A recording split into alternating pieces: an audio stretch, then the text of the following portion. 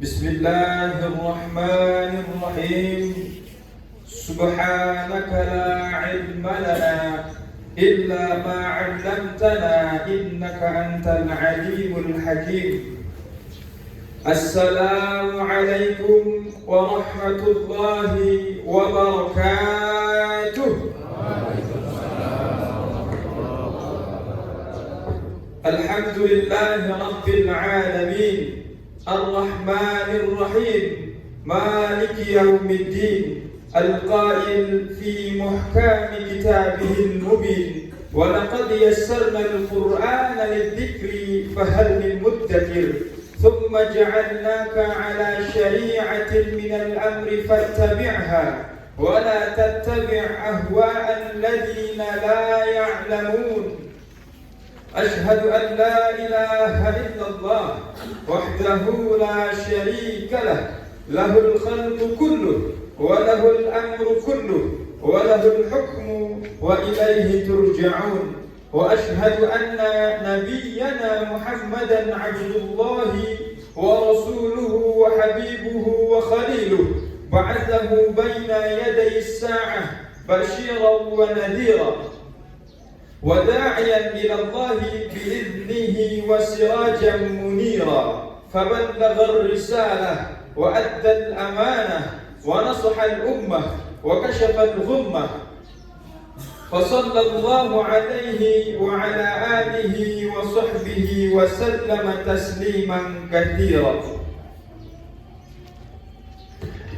أيها الحاضرون، فقد استشعر معهد تحفيظ القرآن أمهات المؤمنين وأنوار المخلصين منذ إنشائه بضرورة تربية النشء تربية إسلامية أساسها القرآن الكريم وحديث النبوي الشريف، فهو يسعى جاهدا ليصبح مدرسة مرموقة تتسم بصبغة إسلامية في منهاجها وتعاليمها ومقرراتها، حتى يتربى تلاميذها على الإيمان والإسلام والإحسان.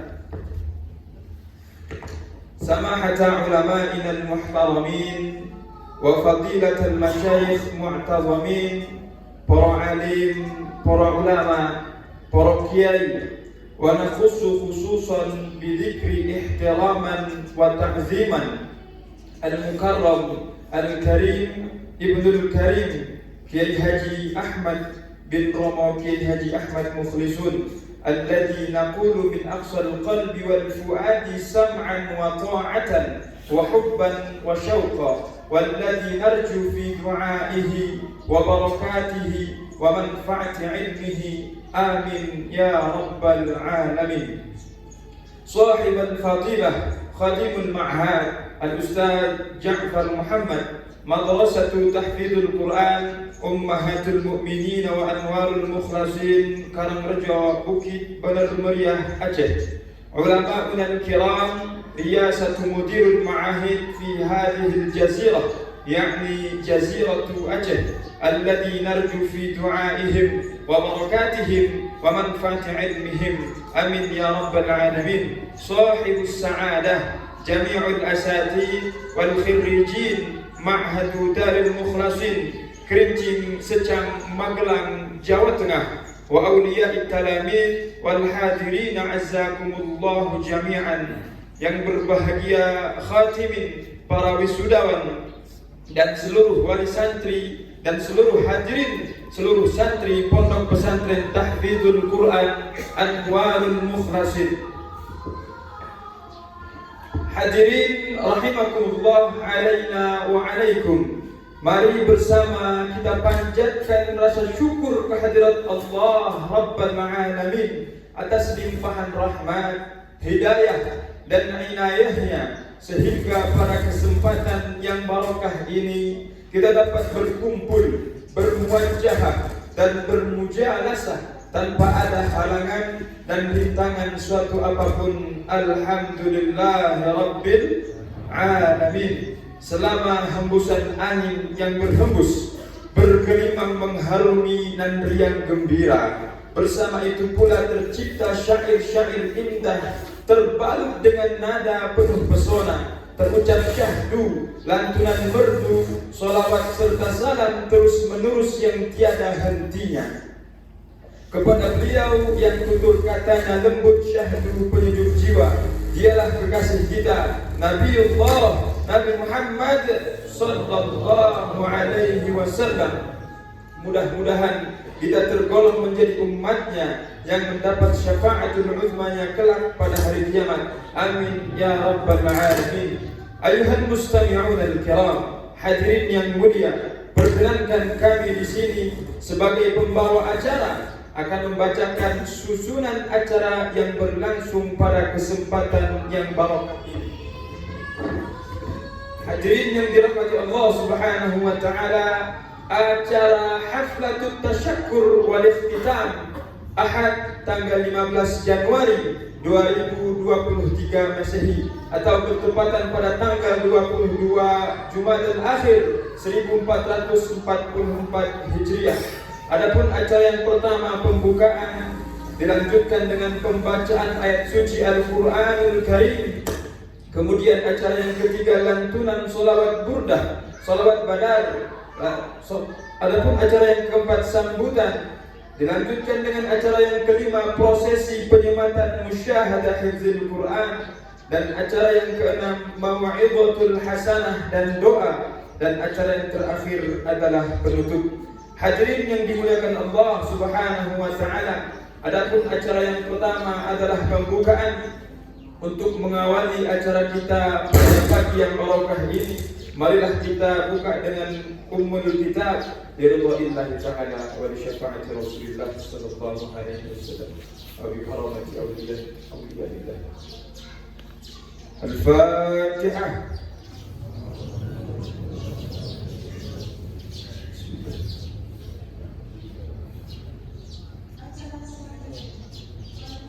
Amin, amin ya rabbal alamin.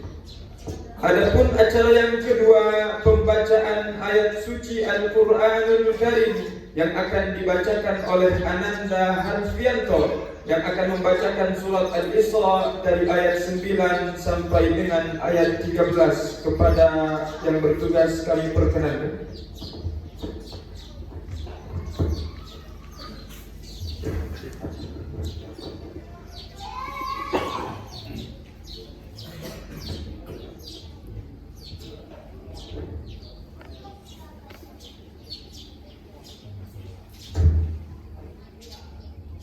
Assalamualaikum warahmatullahi wabarakatuh.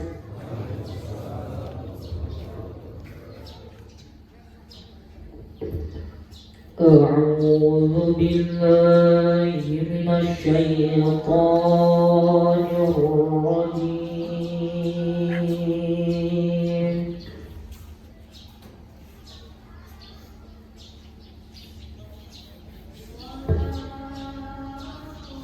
Bismillahirrahmanirrahim.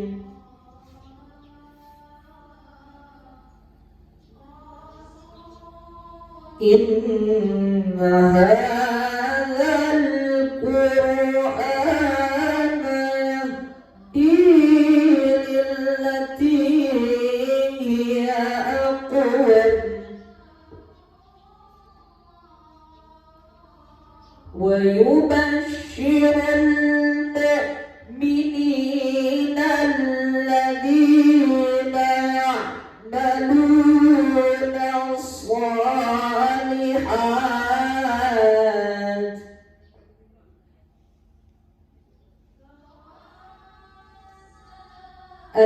الذين يعملون الصالحات أن لهم أجرا كبيرا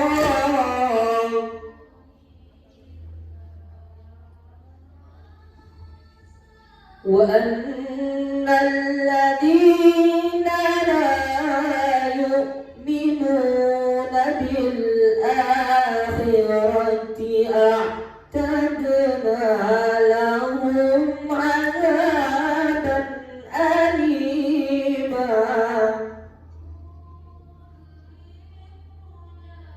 وأن الذين لا يؤمنون بالآخرة أعتدنا لهم عذابا أليما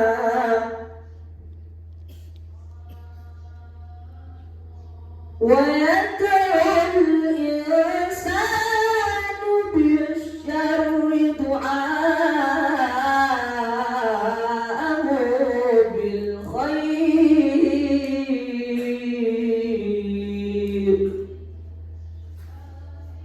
وكان الإنسان عجولا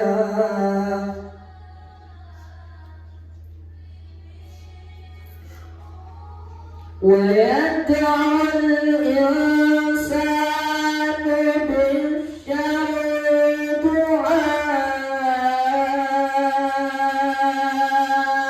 دعاءه بالخير وكان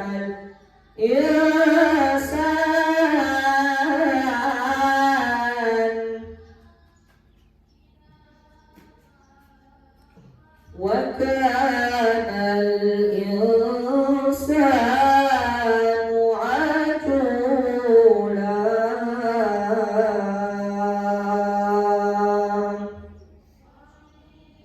صدق الله العظيم.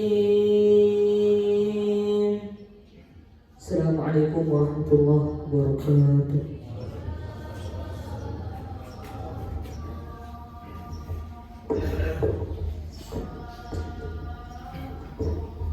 Sadaqallahul azim wa sadaqa rasuluhun nabiyul karim wa nahnu ala dhalika minasy syahidin wasyakirin walhamdulillahi rabbil alamin. Semoga dengan pembacaan ayat suci Al-Qur'anul Karim tadi acara kita berjalan dengan lancar dan diridhoi oleh Allah Subhanahu wa taala. Amin ya rabbal alamin. Melanjut ke acara yang ketiga, lantunan sholawat badar yang akan dibawakan oleh santri Anwarul Mukhlasin. Kepada hadirin kami mohon untuk berdiri.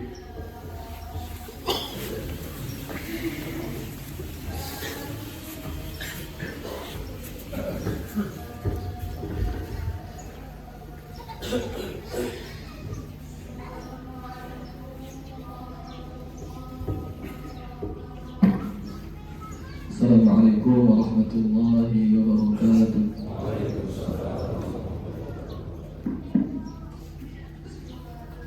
Salatullah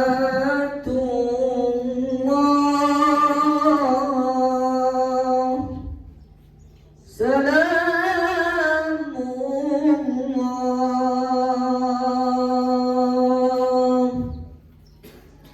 ala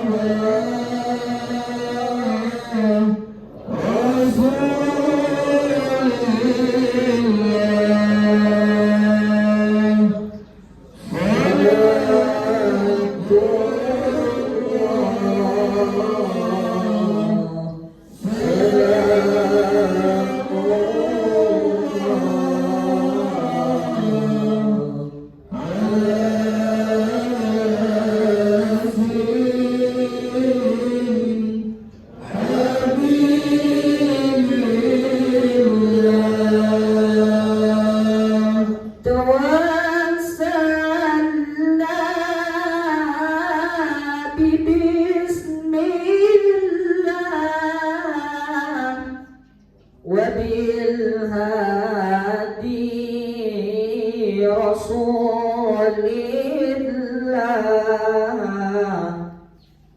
توسلنا ببسم الله وبالهادي رسول الله وكل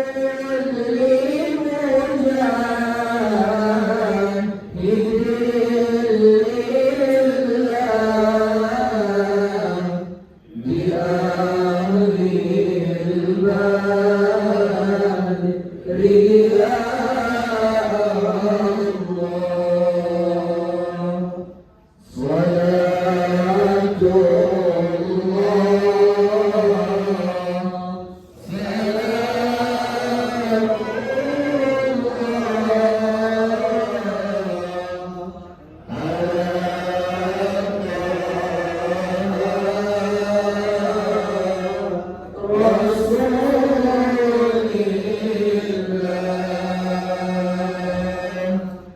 صلاة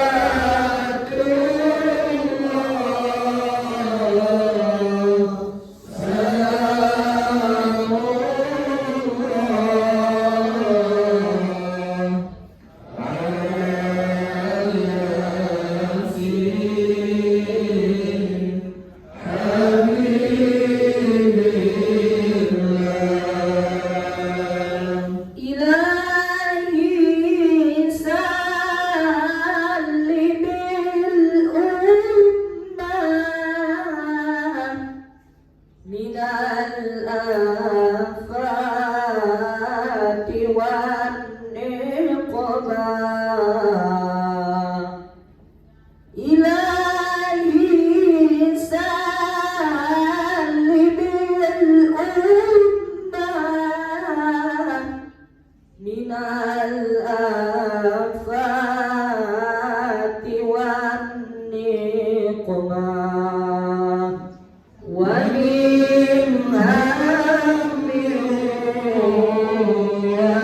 هم ومن غمة بأهل البدر يا الله صلاة الله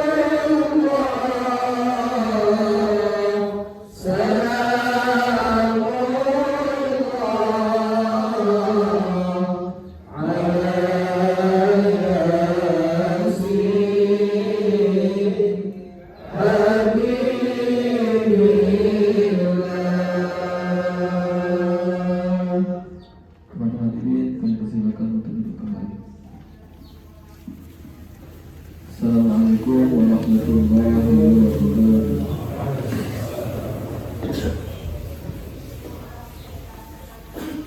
Semoga dengan lantunan sholawat badar yang kita lantunkan tadi, mudah-mudahan kita diakui sebagai umat baginda Rasulullah sallallahu alaihi wasallam di hari akhirat kelak. Amin ya rabbal alamin.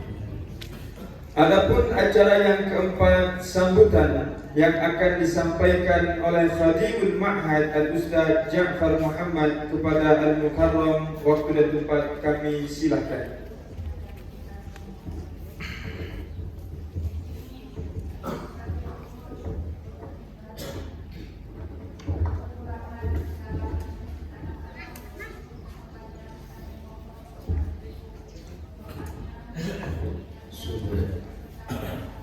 Assalamualaikum warahmatullahi wabarakatuh.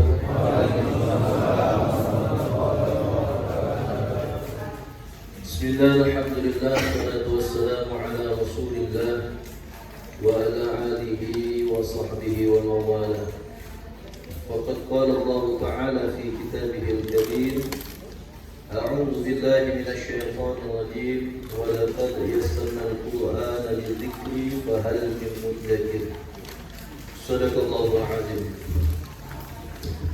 حضرة الكرام, para alim, para ulama, para guru, para alim yang berhadir, yang kami muliakan pimpinan pesantren Darul Hasanah Nabi Husain Sasan, kami muliakan Ibu Saidi, pimpinan MPTI Aceh Tengah, yang kami muliakan Majelis Adat Gayo, yang kami muliakan bapak-bapak, ibu-ibu, ibu-ibu sebelah sana ya, bapak-bapak, wali santri, dan yang kami sangat muliakan guru kami, guru kita bersama yang kita akan tunggu nasihat-nasihat beliau, Kiai Haji Ahmad bin Mukarram Kiai Haji Mukhlisun bin Mukhlisin. Semoga Allah Subhanahu wa Ta'ala senantiasa menjaga beliau, senantiasa memudahkan segala urusan beliau dalam menjaga umurnya, sehingga kita bisa senantiasa mengambil manfaat. Amin ya rabbal alamin.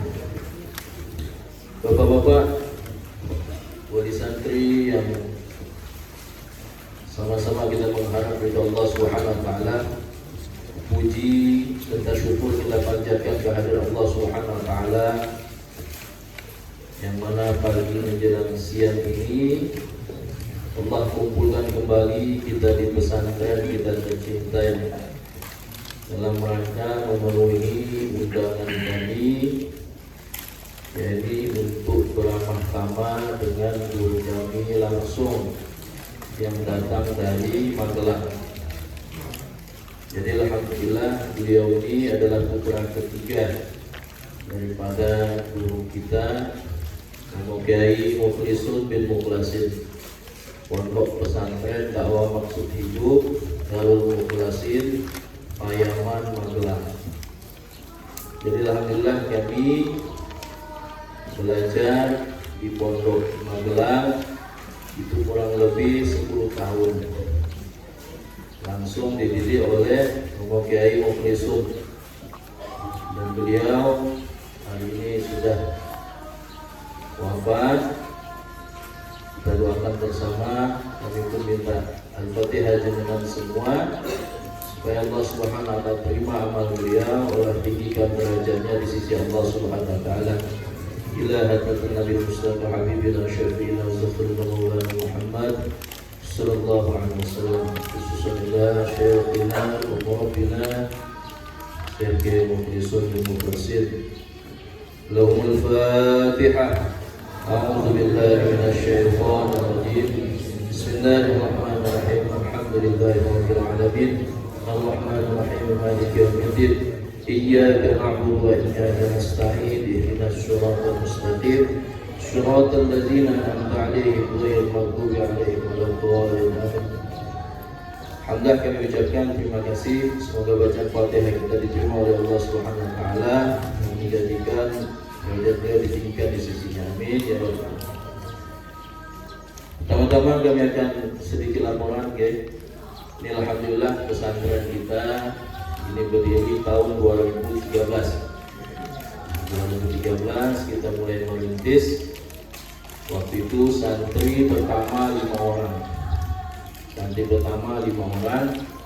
dan berjalan waktu sampai sekarang jumlah santri ada kurang lebih 200 orang. Dan selama pesantren ini didirikan, alhamdulillah kita sudah mengeluarkan kurang lebih 58 hafiz Quran, dan sebagian ada yang sudah punya madrasah sendiri, mengembangkan daripada Al-Quran, buka pesantren, ada yang buka rumah tahfiz, ada di beberapa tempat. Dan ini syukur alhamdulillah sebab keberkahan doa guru-guru kami, doa kiai, sehingga pesantren ini semakin barokah. Dan ini harapan kami lihat betul-betul sungguh-sungguh pesantren ini akan terus mengikuti arahan pondok pesantren pusat, arahan daripada guru-guru kami, sehingga dan kami niatkan pesantren ini program-program keseluruhannya kita semua ngikut ke pondok pusat. Ini baru tahap awal, ini pesantren tahfizul Quran. Tahun ini juga kita baru buka madrasah diniyah, belajar kitab tapi baru khusus perempuan. Dan kedepannya insya Allah kita akan buka juga SMK Adam. Baru dengar Pak ya? SMK Adam, Sekolah Menengah Kejuruan Al-Quran dan Dakwah Alam. Jadi SMK-nya bukan hanya belajar ilmu-ilmu dunia, tapi mempersiapkan santrinya untuk membawa ilmu dunia dan ilmu agama beserta Al-Quran ke seluruh alam. Nah itu lahannya sudah kita bebaskan bersama kemarin, ada kurang lebih 11 rantai di depan. Insyaallah kita doa bersama, semoga cita-cita ini cepat dikabulkan oleh Allah Subhanahu wa taala. Amin. Kemudian untuk program laki-laki, yang laki-laki setelah khatam 30 juz, insyaallah kita akan kirimkan santri-santri ini ke pondok pusat. Jadi sedikit informasi Bapak-bapak, bahwasanya pondok pusat ini pondok yang ada pelajaran kitab, belajar kitab dari dasar sanawiyah sampai ke tingkat mahat alim. Di sana ada program unggulan daurah fikih 1 tahun membahas masalah fikih, kitabnya Minhaj dengan 4 syarahnya. Kemudian tingkatan selanjutnya ada namanya daurah tasawuf, dan itu sangat digemari oleh orang-orang Aceh. Pelajarannya kitab Ihya Ulumuddin.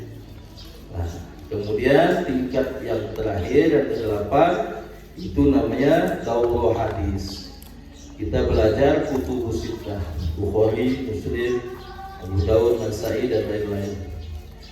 Nanti insyaallah alumni-alumni yang dari Pondok Pesantren Ummahatul Mukminin Anwarul Mukhlasin kita akan kirim untuk dikader di pondok pusat, sehingga beberapa tahun ke depan insyaallah pesantren kita ini akan semakin berkembang. Semua sedia Pak ya? Jadi wali-wali santri siapkan saja bekalnya. Kalau anak-anaknya sudah siap semuanya, siapkan bekalnya. Dan informasi yang paling penting, pondok pusat ini gratis. Pondok pusat gratis, 2 kali makan, tinggal beli kitab, belajar. Jadi nggak banyak biaya, tapi dengan syarat latihan dakwah 4 bulan. Latihan dakwah 4 bulan. Ini yang laki-laki. Kalau yang perempuan enggak. Perempuan langsung masuk pondok dengan persyaratan tertentu. Insyaallah Pak ya. Nah, nanti Bapak-bapak, alhamdulillah ini kita sudah kedatangan guru kita bersama. Nanti kita akan dengarkan nasihat-nasihat beliau bagaimana pesantren kita ini semakin barokah. Anak-anak yang kita masukkan ke pesantren ini ilmunya manfaat, bisa berguna untuk dirinya, keluarganya, dan umat seluruh alam. Dan satu informasi penting, pondok pusat kita ini Pak sudah melintas abad. Ya, semenjak dari zaman Belanda sudah ada sampai sekarang. Jumlah santri kurang lebih 5.000 orang. Nah, di pondok pusat. Jadi sudah terlatih. Memang terlatih untuk mengkader-kader ulama dan santrinya pun dari penjuru Nusantara, bukan hanya Indonesia, Malaysia, Thailand, Kamboja, Filipina, belajar ke sana. Rugi kita kalau Aceh ini nggak kirim orang ke sana. Dan sekarang banyak pondok-pondok cabang di Aceh sekarang mulai mengirimkan santri-santri ke pondok pusat. Dan insya Allah ke depan nanti kita nggak merendahkan ilmu yang ada di Aceh, tidak. Akan tetapi hadirin yang mulia sebagai pelengkap. Karena dulu ilmu-ilmu yang di Jawa ini asalnya dari Aceh juga. Sekarang kita capok, kita ambil balik, nanti kita hidupkan di Aceh. Sehingga Aceh ini betul-betul menjadi Aceh Darussalam, Aceh Serambi Mekah, Aceh yang siap menghantar agama ini ke pelosok-pelosok dunia. Siapa ya? Tinggal orang tua murid, kita tabung sedikit-sedikit, kita siapkan anak kita untuk berangkat ke tanah Jawa. Kemudian yang kedua, ada satu program tambahan. Satu program tambahan mungkin Bapak ada baca itu di banner di samping musola. Itu baru terpikir, dan itu pun saya mengambil pelajaran dari pondok di Jawa. Kalau di Jawa, di pesantren pusat itu ada namanya liko, ada namanya ilmani. Itu infak dari santri untuk pesantren. Itu Bapak ada tengok di samping itu gerakan infak 1.000 per hari untuk santri, supaya santri terbiasa untuk sedekah. Jangan sampai santri ini mentalnya ngemis, mentalnya minta-minta. Santri biasakan sedekah, walaupun dimulai dari hal-hal yang kecil. 1.000 rupiah, 1.000 rupiah, 1.000 rupiah per hari. Dengan sedekah keberkahannya dapat, rezekinya barokah, umurnya berkah, dosanya diampunkan, insya Allah hafalannya dimudahkan oleh Allah. Mungkin ini saja sambutan dari kami. Selamat datang kepada Pak Kiai, selamat datang kepada Bapak-Bapak santri.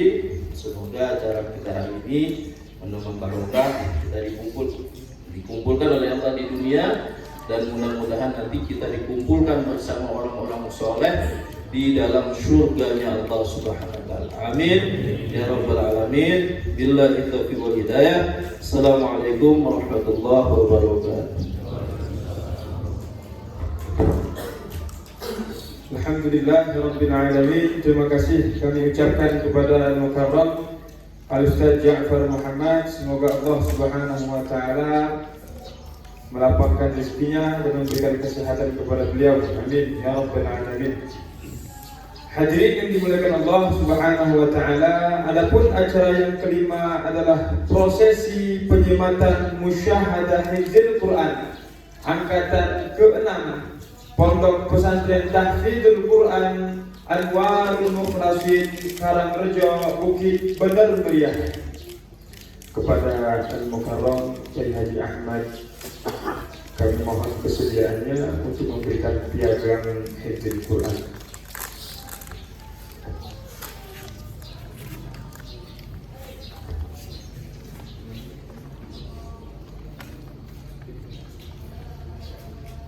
Berikut akan kami panggilkan peserta Khotimin angkatan ke-6 Pondok Pesantren Tahfidzul Quran Anwarul Mukhlasin. Yang pertama, Ananda Mido Al-Fayyad bin Bapak Muhammad Sani asal Aceh Tengah.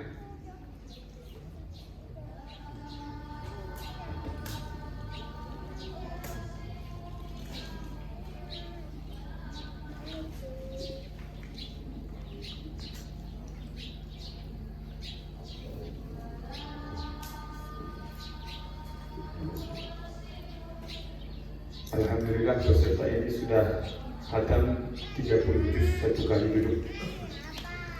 Yang kedua, Ananda Muhammad Zidni Firdaus bin Bapak Hadi Prasetyo asal Aceh Tengah.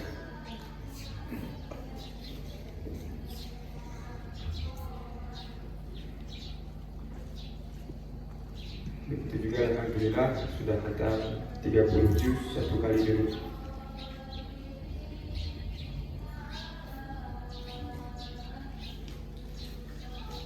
Yang ketiga, Ananda Wali Zamzami bin Bapak Muhammad Ali asal Bener Meriah.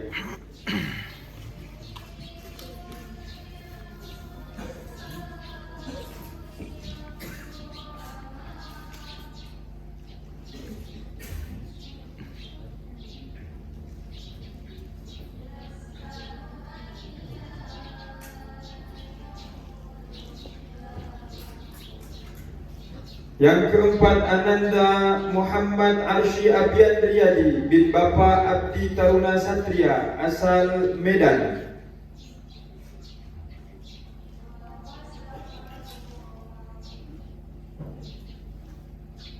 Yang kelima, Ananda Muhammad Muflih Paripane bin Bapak Rahman Syahpane asal Medan.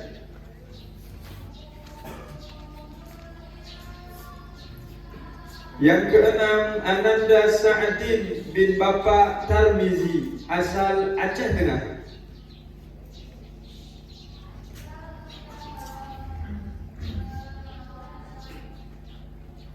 Yang ketujuh, Ananda Sayuti bin Bapak Arlandasri asal Aceh Tengah.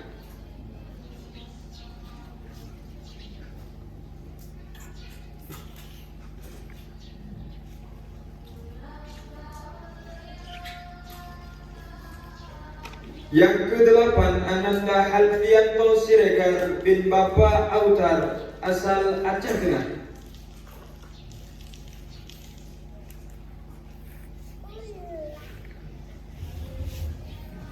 Yang kesembilan, Ananda Mahdi Arham bin Tunku Abi Husaini Sasa asal Bener Meriah.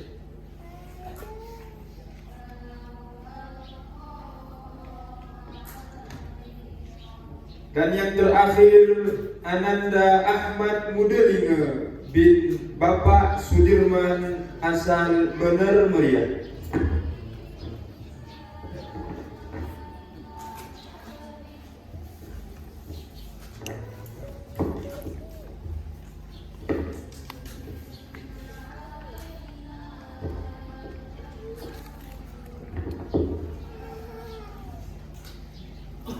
Terima kasih kami ucapkan kepada Al-Mukarram Kiai Haji Ahmad dan Habib Husaini Sasa. Semoga Allah Subhanahu wa taala memberikan keistiqomahan kepada khatimin dalam menjaga dan mengamalkan ayat-ayat Al-Qur'an. Amin ya rabbal alamin. Adapun acara yang keenam adalah Mau'izatul Hasanah sekaligus merangkap dengan doa yang akan disampaikan oleh Kiai Haji Ahmad kepada Al-Mukarram. Waktu dan tempat kami persilahkan.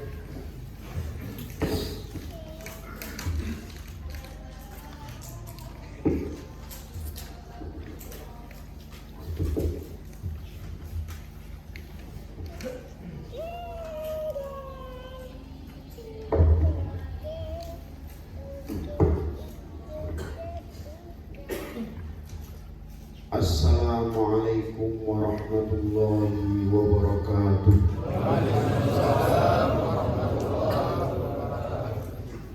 Innal hamdalillah ahmaduhu wa asta'inuhu wa astaghfiruhu wa u'minu bihi wa atawakkalu alayhi wa a'udzu bihi min shururi anfusina wa min sayyiati a'malina. من يهده الله فلا مضل له ومن يضلله فلا هادي له.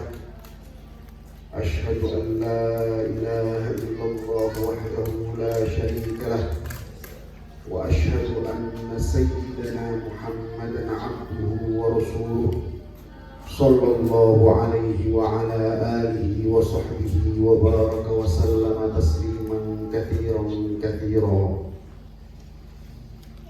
Qala Allah Ta'ala fi kitabihil karim, a'udzu billahi minasy syaithanir rajim. Bismillahirrahmanirrahim.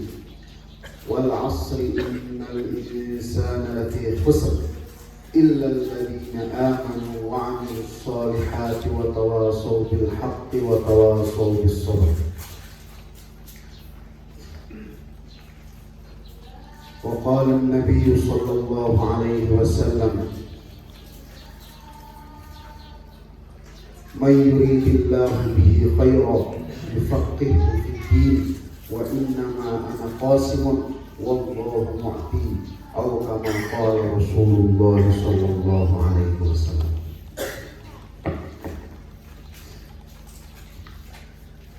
Kepada yang saya muliakan Khadim Ma'had Anwarul Qasim Ummahatul Mu'minin Al-Ustaz Ja'far Muhammad, semoga Allah Subhanahu wa Ta'ala bimbing beliau, Allah Subhanahu wa Ta'ala panjangkan umur beliau, Allah sehatkan beliau, dan Allah Ta'ala ridhoi perjuangan beliau di dalam agama. Tidak lupa kepada para alim ulama, wabil khusus Buya Husain,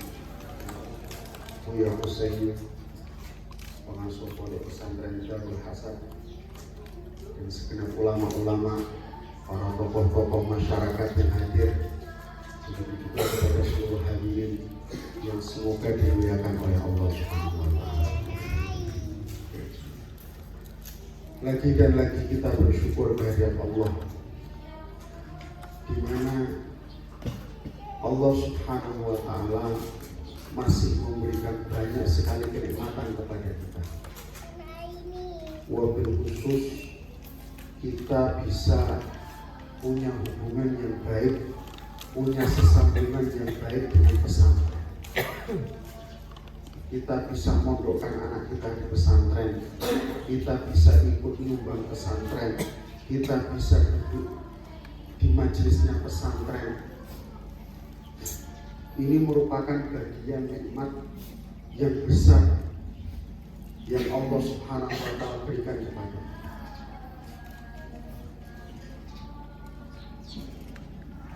Kita ini hidup di Indonesia,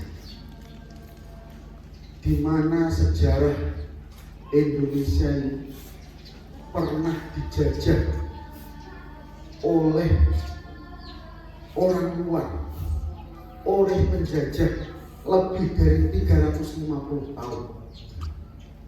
Dijajah dari berbagai macam segi.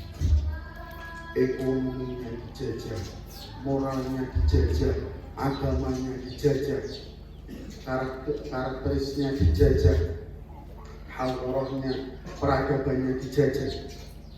Semua hal dijajah oleh orang luar. Tapi ketika penjajah itu pergi dari Indonesia, ternyata bumi Nusantara yang tadinya 99% orang Islam, yang 99% orang-orang beriman kepada Allah Ta'ala, ketika mereka pergi, agamanya masih 99%. Agamanya masih kuat, agama masih dipeluk dengan baik oleh masyarakat. Budaya mungkin sedikit berubah, karakteristik mungkin sedikit berubah, tapi agama masih sama. Agama masih total. Apa rahasianya? Kenapa agama itu masih bisa kuat di bumi Nusantara ini? Orangnya masih mau agama, masjid-masjid masih di mana-mana. Ya mungkin kadang memang ada yang mungkin nggak sholat, atau mungkin ada yang belum menunaikan ajaran agamanya dengan baik. Tapi secara umum dari Sabang sampai Merauke agama itu masih baik. Ketika diteliti dan diteliti, ternyata dari mana? Ternyata tembok yang paling kokoh dalam menjaga agama di Nusantara ini adalah pesantren dan santri-santri. Pesantren, pendidikan agama ini bisa menjaga kualitas agama di Nusantara ini meskipun banyak diserang dan dijajah oleh orang-orang. Kenapa bisa begitu? Apakah hanya karena pesantren itu mengaji, karena pesantren itu di situ ada mengaji, belajar dan mengajar? Oh, kalau begitu orang-orang di luar sana juga ada belajar dan mengajar. Orang di sekolahan, orang itu ada belajar dan mengajar. Kadang yang diajarkan juga masalah agama juga. Tetapi yang menjadi inti bukan hanya sekedar belajar dan mengajar. Karena di dalam pesantren ini santri-santri dididik, ditarbiyah. Kalau bahasa Jawa itu digulowentah, diopeni, diurusi, baik segi jasadiahnya dan rohaniahnya, bahkan karakter dan akhlaknya. Sehingga agama ini bisa terus terjaga, sehingga agama ini bisa terus terpelihara meskipun dijajah dengan berbagai macam penjajahan dan berbagai macam cara. Dari ini Masya Allah kita bisa ada hubungan baik dengan pesantren. Kita bisa hadir di acara-acara pesantren seperti ini. Nanti mungkin kita juga memondokkan santri-santri kita, memondokkan anak-anak kita menjadi santri-santri pesantren. Ini pada dasarnya kita berterima kasih dan bersyukur atas jasa pesantren. Memang ini tidak ditulis dalam sejarah, tapi ini terbukti dan hari ini kita masih bisa merasakan.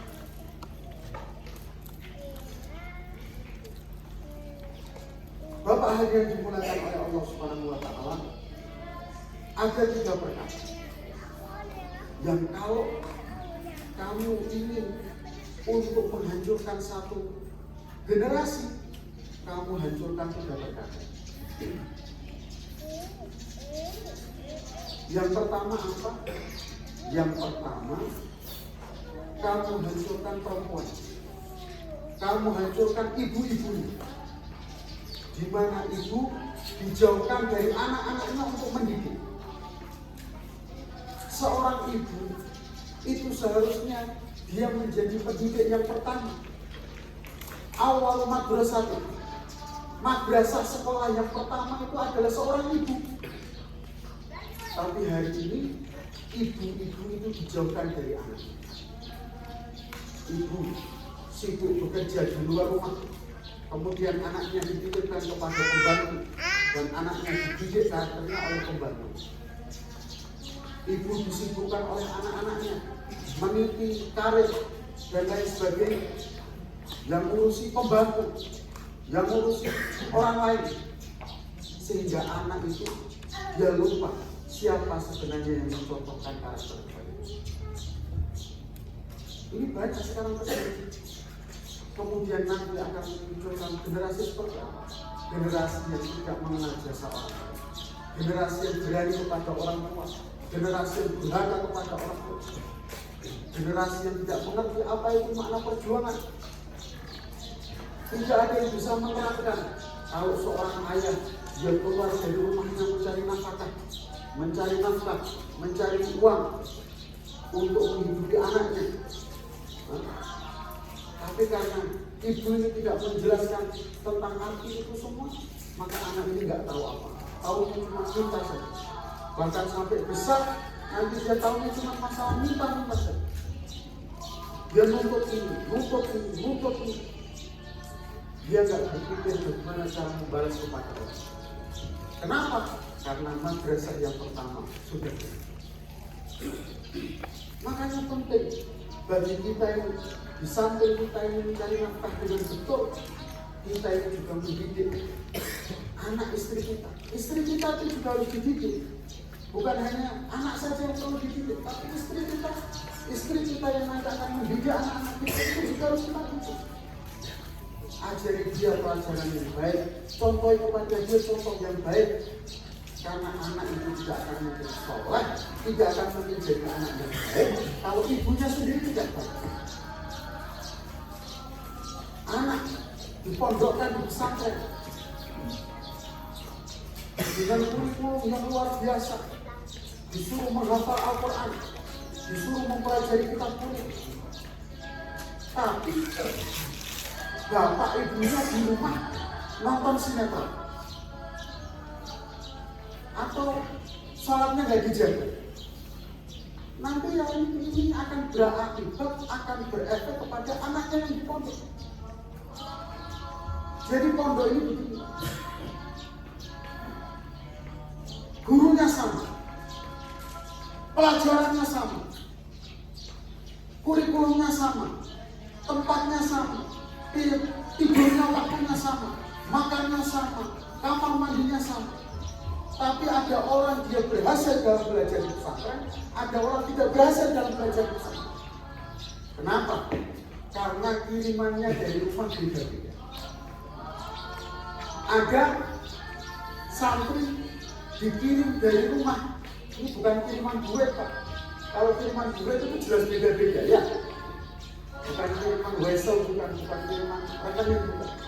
Tapi kiriman rohaniyah.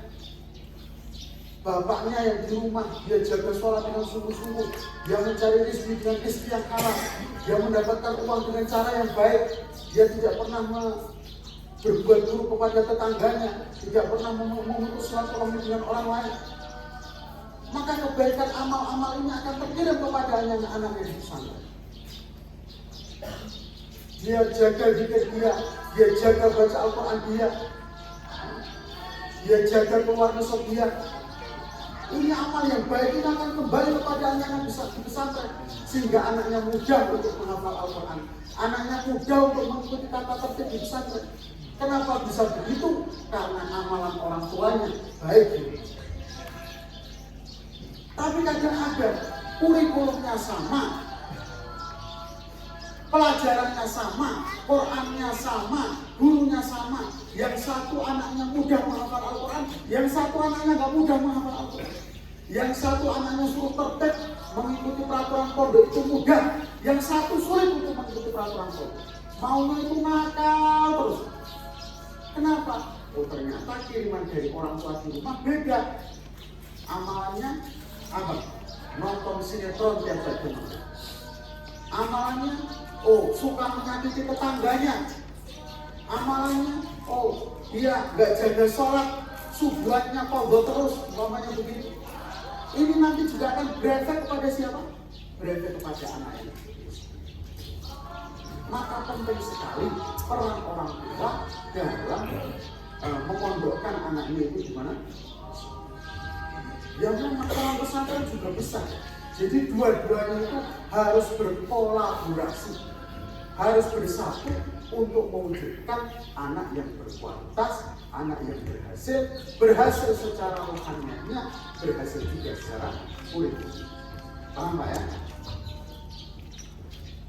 Kemudian yang kedua, kalau seorang ibu menghancurkan satu negeri adalah rendahkan peran guru di depan, rendahkan peran kiai di depan. Makanya di pesantren itu diajarkan bagaimana santri-santri, bagaimana murid-murid itu hormat, takzim kepada gurunya, takzim kepada kiai. Mohon maaf, tidak sama dengan karakter di sekolah. Kalau di sekolah itu kadang waktu belajar dia takzim, waktu selepas belajar sudah ketemu pun nggak nyapa, ya kan? Berjumpa pun nggak cium tangan, karena sudah merasa mendapat ijazah, sudah merasa mendapatkan lisensi dari sekolah, ya sudah tidak diingat lagi sudah tidak diingat lagi pengorbanan daripada guru, sudah tidak diingat lagi jasa kebaikan daripada dia, dan ini tidak diajarkan di pesantren.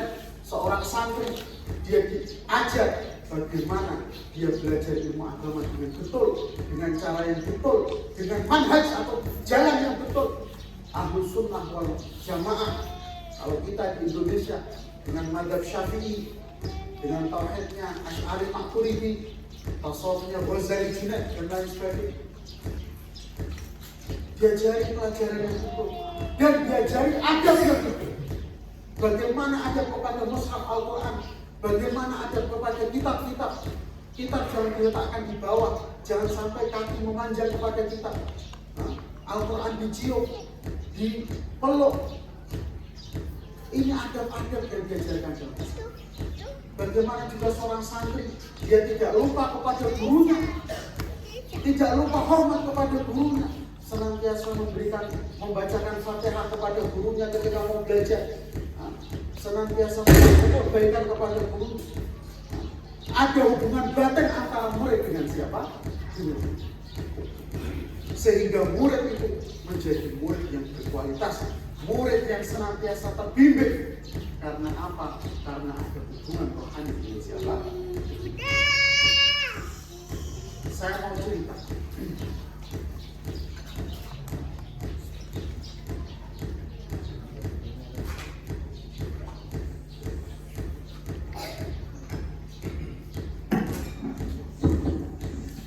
Dahulu Pak, di Madura ada seorang ulama.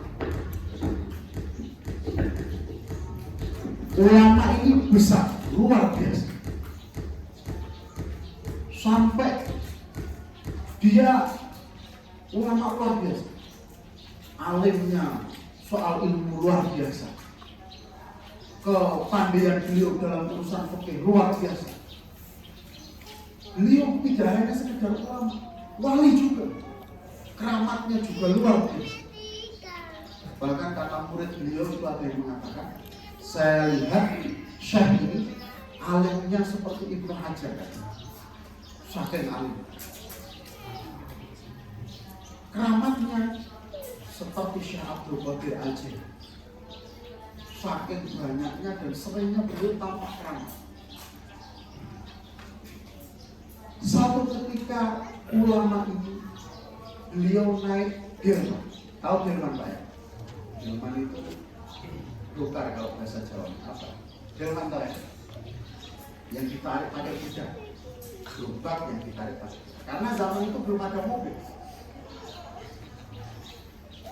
Beliau naik Birman. Kemudian naik Birman bersama dengan santri-santri menuju ke satu tempat. Di situ ada pengajian. Jadi ceritanya beliau diundang untuk pengajian di satu tempat, naik Birman bersama dengan santri. Kemudian ketika berjalan menaiki Birman ini, beliau tanya kepada Pak Kusirnya atau sopirnya, Pak Kusir, ini Birman punya siapa? Jawabannya Pak Kusir, ini Birman punya saya dia. Terus kata Syekh tadi itu, kudanya punya siapa? Kata Syekh tadi, kata Kusirnya tadi, kudanya punya saya dia. Kata dia tadi, ini kuda gak ada di daerah sini. Kuda dapat dari mana ini? Saya pengen ngerti kudanya dari mana. Maka kata Pak Kusir tadi bilang, ya kudanya memang bukan asli dari Madura.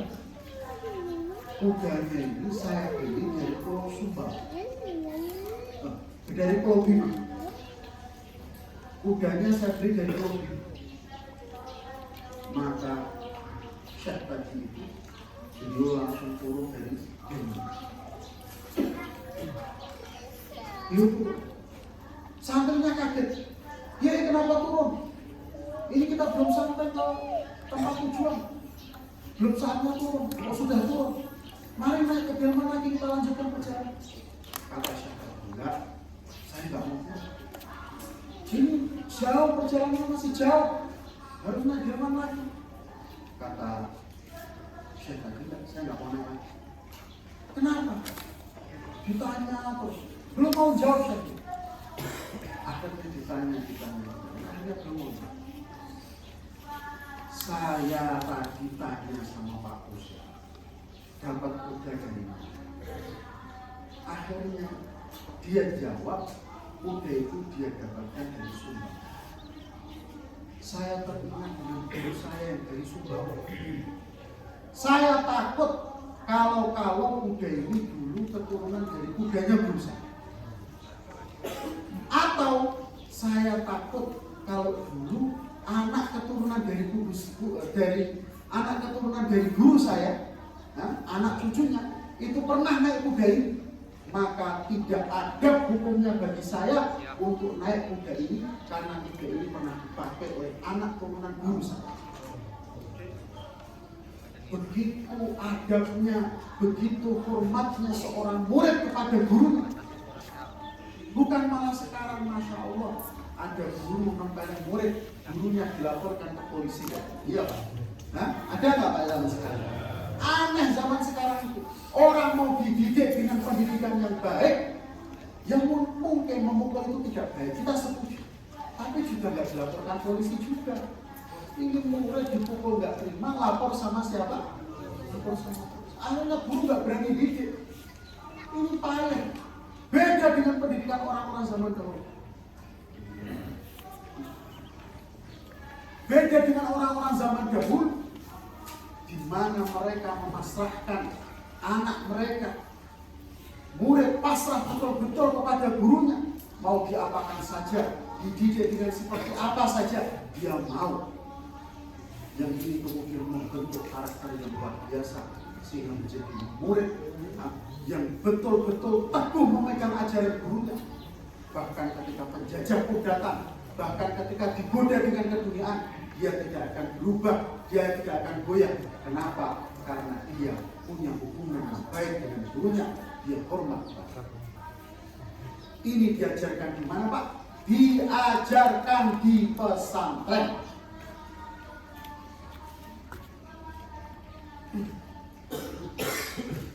Kalau tidak diajari seperti ini, orang diajari untuk ikut gurunya, orang diajari untuk berani kepada gurunya, orang diajari untuk melawan kepada guru, maka orang seperti ini ketika nanti dijajah, ketika nanti ada godaan-godaan, dia nggak akan punya. Mudah seperti pasir yang terempas oleh air laut, hilang begitu saja. Makanya pesantren diajarkan bagaimana hubungan dengan, bukan hubungan jasa dia, bukan kok harus mau udu atau apa berjalannya ngesot di depan kiai, bukan begitu. Tidak seperti itu saja, tapi yang lebih adalah hubungan apa tadi? Bagaimana mahabbah seorang murid kepada guru, bagaimana cinta seorang murid kepada guru, bagaimana ta'alluq hubungan batin antara murid kepada gurunya, karena gurunya berhubungan kepada gurunya, gurunya berhubungan lagi dengan gurunya, terus naik sampai kepada baginda Rasulullah SAW.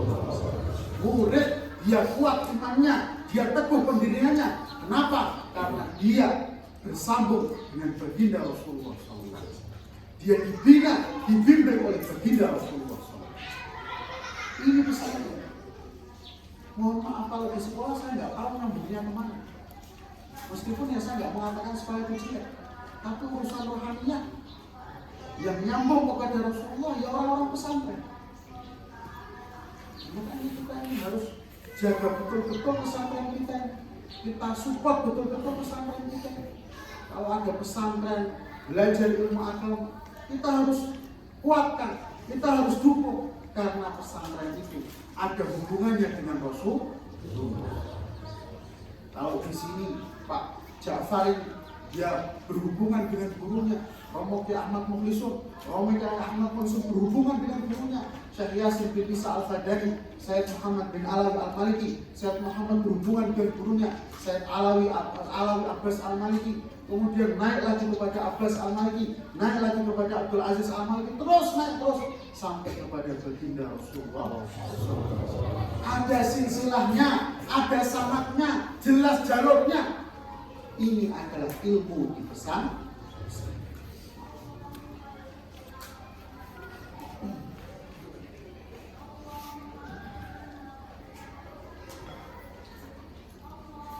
Kemudian yang ketiga apa?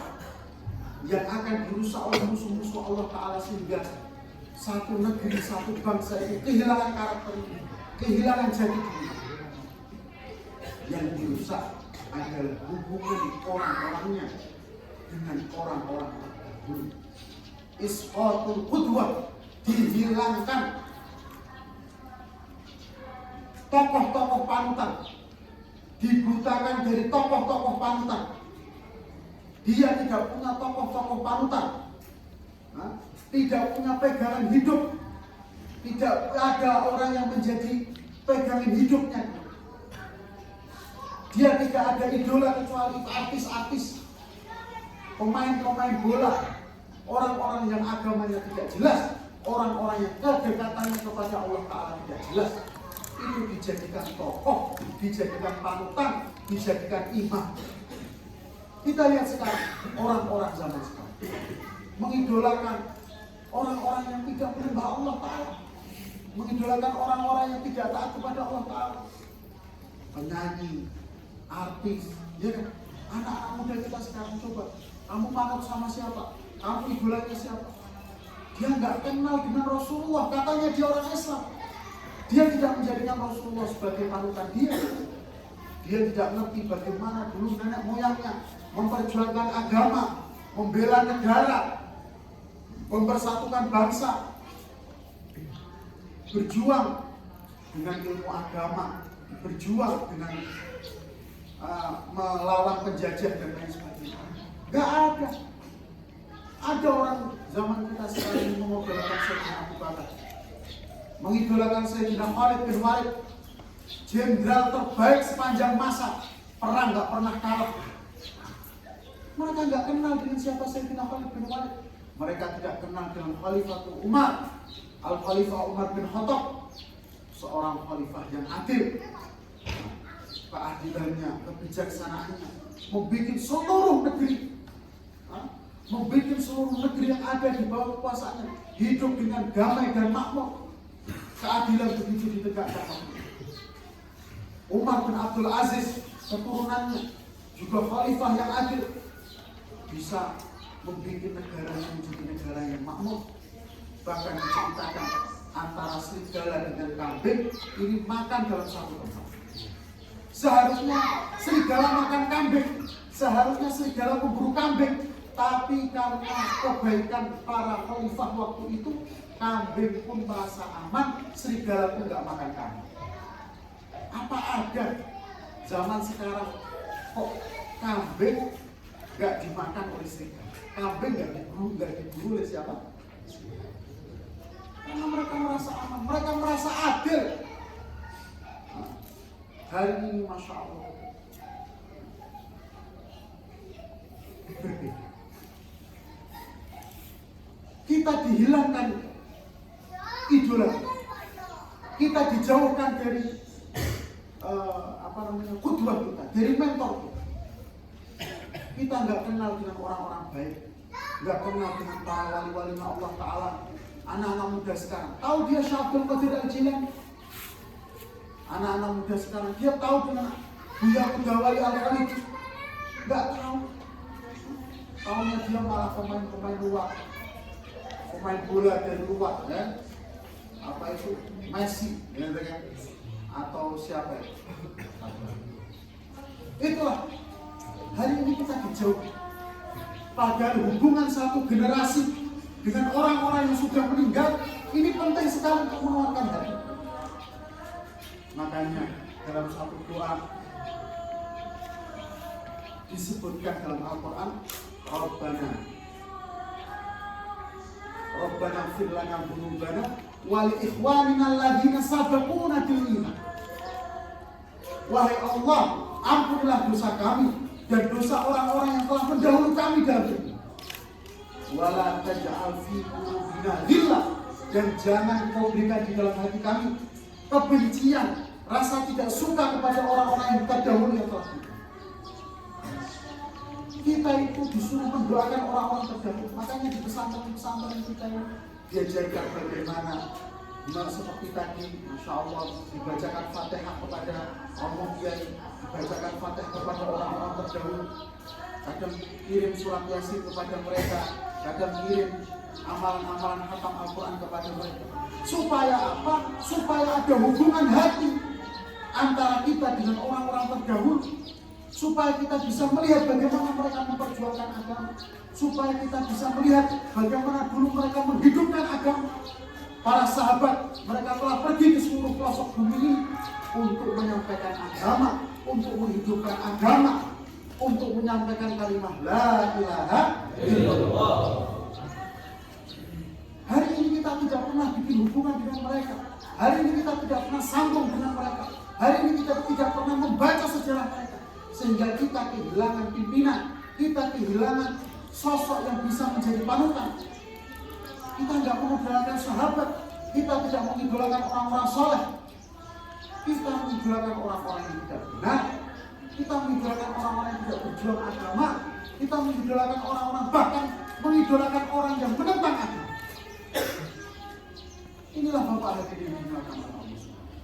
Nah, prinsip ini diajarkan di pesantren. Di mana di pesantren kita diajarkan untuk hormat kepada orang-orang tua. Baca kitab yang disonat kitabnya pemilik kita bacakan Fatihah dulu. Ngaji, kita kirim Fatihah dulu kepada orang-orang terdahulu. Nah, bahkan dalam taklim dibacakan kisah-kisah para sahabat. Bahkan ketika keluar dimudzakarahkan, saling berbicara tentang sifat-sifat sahabat. Ini supaya apa? Supaya kita itu kenal, supaya kita itu sadar sebenarnya siapa orang yang paling berhak untuk kita jadikan contoh.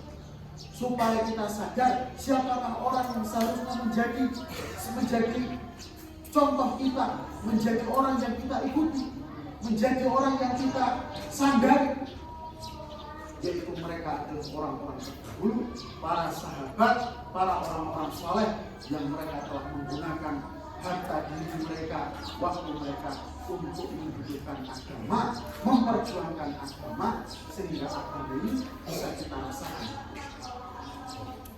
Hari ini kita sudah dikebiri, hari ini kita sudah tidak dikenalkan dengan perkara-perkara Islam, sehingga apa? Kita ini tidak punya contoh. Maka kita bahkan dalam kehidupan kita, kehidupan yang tidak ada contoh. Kehidupan anak-anak kita, kehidupan yang tidak ada contoh. Kita nggak mau berbuat buruk, kita nggak mau berbuat baik kepada sesama kita. Kenapa? Karena kita tidak punya contoh. Kalau zaman dulu, orang-orang zaman dulu, mereka mau untuk berbuat buruk, mereka mau untuk berbuat baik. Dengan apa? Dengan kata-kata, jangan berbuat itu, karena nenek moyang kamu itu tidak pernah melakukan seperti itu. Hanya dengan kata-kata itu orang sudah tidak mau berbuat keburukan. Ada seorang mau membalas keburukan tetangga. Maka ketika dia mau berangkat dari rumah, dia sudah urus parang dia. Dia mau balas tetangganya karena tetangganya menyakiti. Kata ayahnya, jangan kamu balas, kamu bersabar saja. Kenapa saya harus bersabar? Ayahnya bilang, karena dulu guru-guru kita, imam-imam kita, para sahabat-sahabat kita, para orang-orang soleh kita, ketika mereka dizalimi, ketika mereka disakiti, mereka tidak membahas. Akhirnya dia nggak jadi bahas. Kenapa? Karena dia punya contoh, karena dia punya pegangan. Saya nggak mau berbeda dengan guru saya nggak mau berbeda dengan nenek moyang saya, pejuang-pejuang agama. Maka jika dicontohkan perilaku mereka, dia mau untuk berjuang, dia mau untuk menghidupkan agama, dia mau untuk keluar di jalan Allah Subhanahu wa Ta'ala dan lain sebagainya. Karena ada panutan. Maka inilah Bapak hadirin dimuliakan oleh Allah Subhanahu wa Ta'ala, pesantren dibina untuk salah satunya membangun karakter. Tidak hanya kok belajar Al-Quran saja, tidak hanya kok belajar kitab-kitab kuning saja, tetapi juga membentuk karakter-karakter santri supaya nanti mereka itu menjadi orang, manusia yang sempurna, manusia yang punya karakter, manusia yang punya akhlak, manusia yang punya pendirian, manusia yang tidak segan-segan untuk memperjuangkan agama, menghidupkan agama, mengenalkan sunnah Rasulullah SAW, mengenalkan kebaikan agama. Agama ini kadang kalau salah dikenalkan, yang mengenalkan salah itu nanti jadi repot. Ada orang mengenalkan agama tapi dengan kekerasan, iya, dengan menyalah-nyalahkan. Oh ini bid'ah, oh ini syirik, oh ini khurafat. Ini bukan akhlak santri seperti itu. Sehingga orang-orang akhirnya nanti benci dengan agama, akhirnya nanti orang benci dengan Rasulullah. Padahal seandainya mereka tahu siapa Rasulullah SAW yang sebenarnya, mereka akan mati-matian dari membela baginda Rasulullah. Hari ini nggak ada orang yang mengenalkan Rasulullah kepada masyarakat, sehingga seolah Rasulullah SAW itu kejam, sehingga Rasulullah SAW itu keras, sehingga Rasulullah SAW itu tidak toleran dan lain sebagainya. Ini karena yang menjelaskan, yang mengenalkan itu orang yang salah.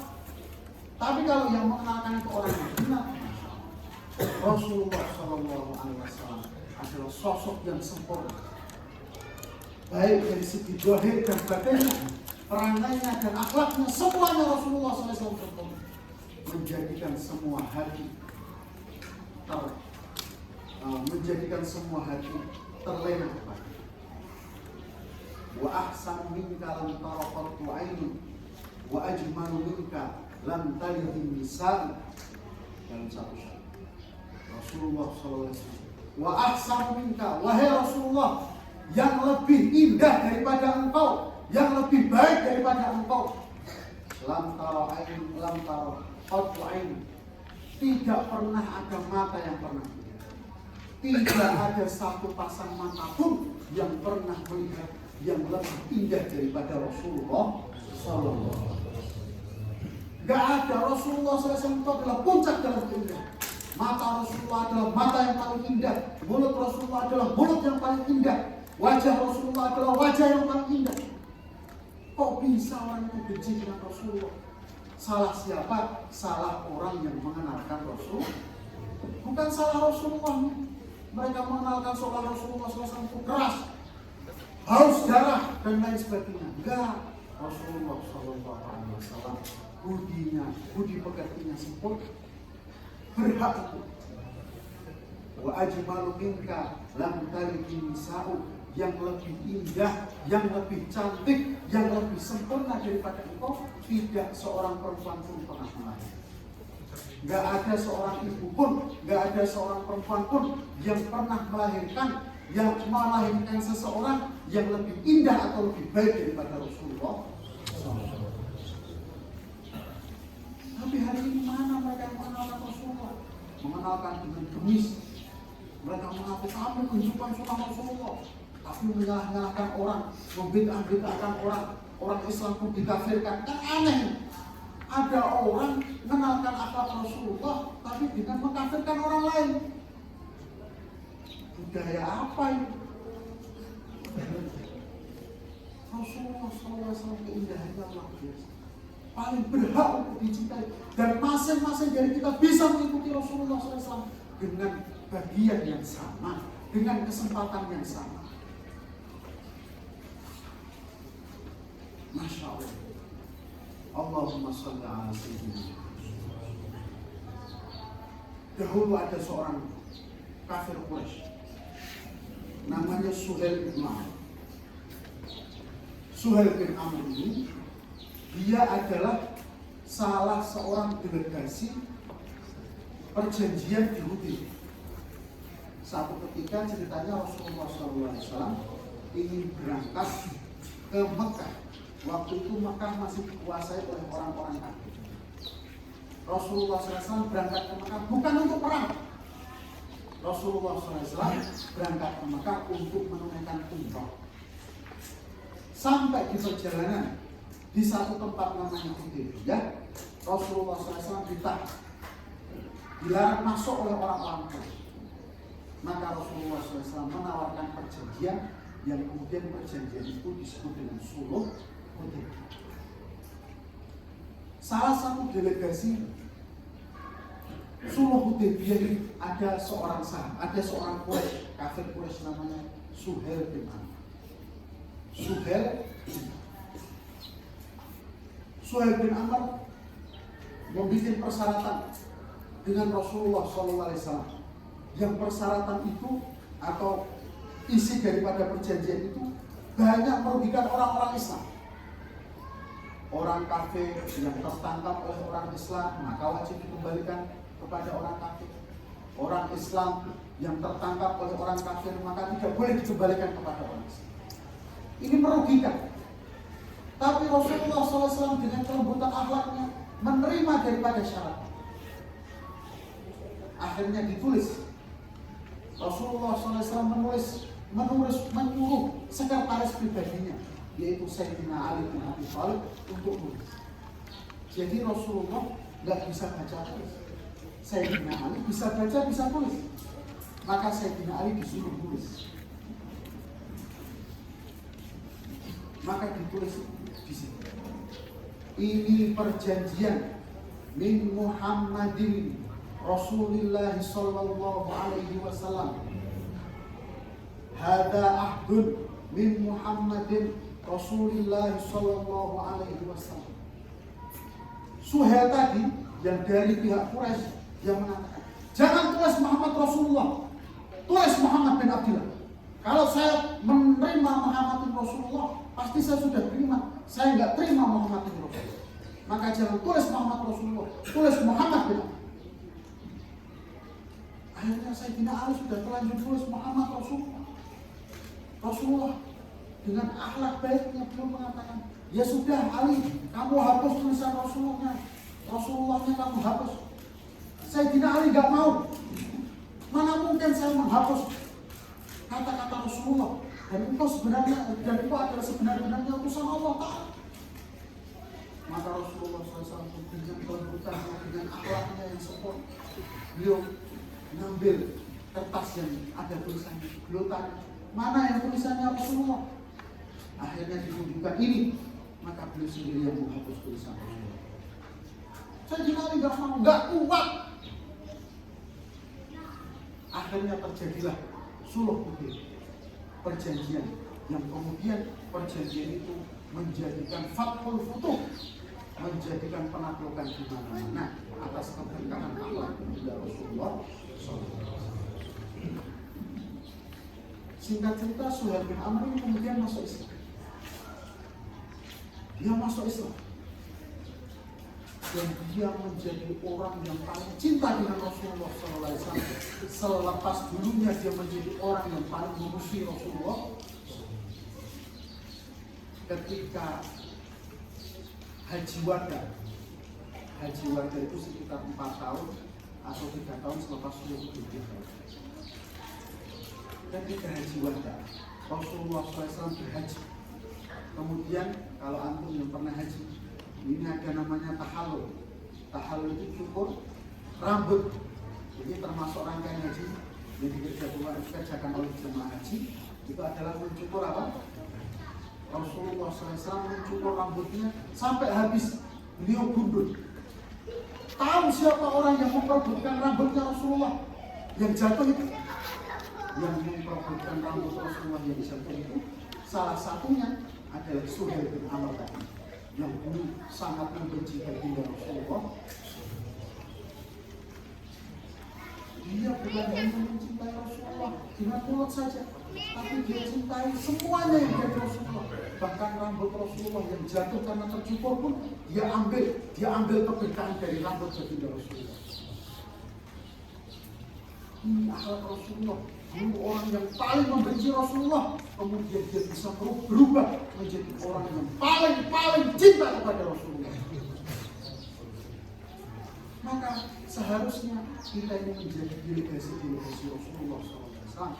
Bagaimana orang-orang ini bisa cinta kepada baginda Rasulullah SAW. Inilah yang kita ajarkan di pesantren kita. Bagaimana mereka mencintai Rasulullah SAW, bagaimana mereka mencintai orang-orang yang cinta kepada Rasulullah, yaitu para sahabat radhiyallahu ta'ala alaihim ajma'in. Ini yang kita ajarkan, ini manhaj kita, inilah yang kita sampaikan kepada anak-anak kita, supaya nanti anak-anak kita juga menyebarkan cinta kepada Rasulullah SAW. Mereka pergi ke seluruh alam, mereka pergi ke pelosok-pelosok dunia, ke pelosok-pelosok Indonesia untuk mengenalkan baginda Rasulullah SAW kepada orang-orang yang tadinya belum cinta kepada Rasulullah menjadi cinta kepada Rasulullah. Orang yang tadinya belum kenal dengan Rasulullah menjadi kenal dengan Rasulullah. Sehingga nanti kita semua bersama-sama bersama-sama masuk surga di bawah liwat atau di bawah benderanya baginda Rasulullah SAW. Amin Allahumma. Inilah pesantren yang harus kita hidupkan, yang harus kita support, yang harus kita dukung, yang harus kita jaga bersama-sama, sehingga nanti pesantren ini tetap menjadi tempat pengkaderan manusia, tempat pengkaderan orang-orang yang cinta kepada Allah, cinta kepada Rasulullah, cinta kepada bangsanya, cinta kepada negaranya. Tidak mudah dijajah, tidak mudah digoda, tidak mudah dirubah oleh orang-orang yang jahat, menjadi masyarakat yang berkarakter, menjadi masyarakat yang berprinsip dan lain sebagainya. Apalagi di pesantren ini, masya Allah, ya ada ngajinya, ada dakwahnya, ada ngajinya, ada dakwah. Jarang-jarang pesantren kok ada ngajinya dan ada dakwah. Dakwah tidak mengganggu ngaji, ngaji tidak mengganggu dakwah. Pesantren kita ini dakwahnya tidak mengganggu ngaji, kualitasnya tetap terjaga, ngajinya juga tidak mengganggu dakwah, tetap bisa menyampaikan agama, belajar menyampaikan agama, memperbaiki diri, mengajak orang-orang untuk memperbaiki diri sehingga menjadi manusia-manusia yang berkualitas yang diridhoi oleh Allah Subhanahu wa Ta'ala. Maka saya minta bagi dari bapak-bapak sekalian doanya, kemudian dukungannya, baik dukungan dari segi doa, dari segi apa saja untuk pesantren ini, sehingga pesantren ini nanti bisa berjalan dengan baik. Bukan berjalan ketika masih ada kiainya saja, tapi bahkan ketika nanti kiainya sudah tidak ada, diganti oleh putra-putranya, diganti oleh keturunan-keturunannya, pesantren ini tetap ada, tetap mengkader umat wilayah. Amin Pak ya. Ini pentingnya kita memperhatikan pesantren, pentingnya kita mendukung pesantren. Mungkin cukup sekian apa yang bisa saya sampaikan. Ada benarnya hanya daripada Allah Subhanahu wa Ta'ala, ada salahnya dari saya sendiri.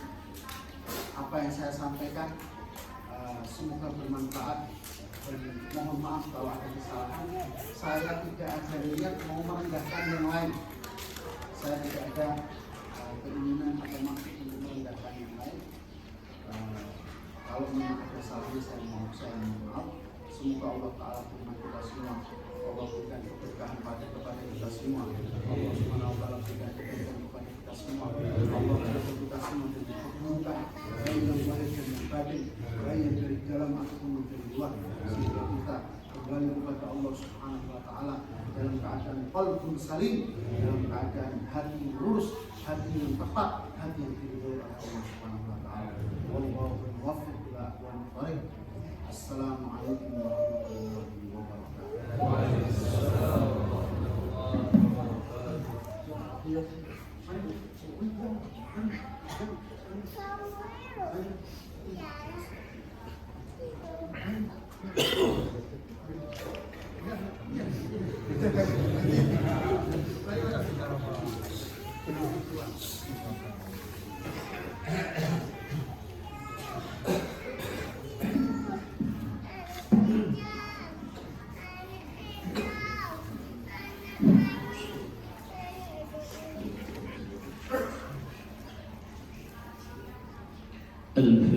الفاتحة. أعوذ بالله من الشيطان الرجيم. بسم الله الرحمن الرحيم. الحمد لله رب العالمين الرحمن الرحيم مالك يوم الدين نستعين اهدنا الصراط المستقيم صراط الذين أنعمت عليهم غير المغضوب عليهم ولا الضالين آمين. نعوذ بالله من الشيطان الرجيم. بسم الله الرحمن الرحيم. الحمد لله رب العالمين حمدا يوافي نعمه ويكافئ مزيده. يا ربنا لك الحمد كما ينبغي لجلال وجهك الكريم وعظيم سلطانك. اللهم صل وسلم وبارك على سيدنا محمد في الأولين والآخرين. وصل وسلم وبارك على سيدنا محمد في النبيين والمرسلين. وصل وسلم وبارك على سيدنا محمد في وقت وحين. وصل وسلم وبارك على سيدنا محمد في الملأ الأعلى إلى يوم الدين. إلهنا أنت مقصودنا ورضاك وطلبنا أعطنا محبتك ومعرفتك يا غفور رحيم. اللهم اغفر لنا ذنوبنا وذنوب والدينا وارحمهم كما ربونا صغارا. اللهم اغفر لمشايخنا وارحمهم يا أرحم الراحمين. اللهم إنا نسألك من خير ما سألك منه نبيك سيدنا محمد صلى الله عليه وسلم ونعوذ بك من شر ما استعاذ منه نبيك سيدنا محمد صلى الله عليه وسلم. اللهم إنا نسألك حبك يا الله وحب من يحبك يا أرحم الراحمين. اللهم اهدنا وأهدنا إلى صراط مستقيم صراط الذين أنعمت عليهم من النبيين والصديقين والشهداء والصالحين. اللهم نور قلوبنا بنور هدايتك وبنور علمك يا رب العالمين.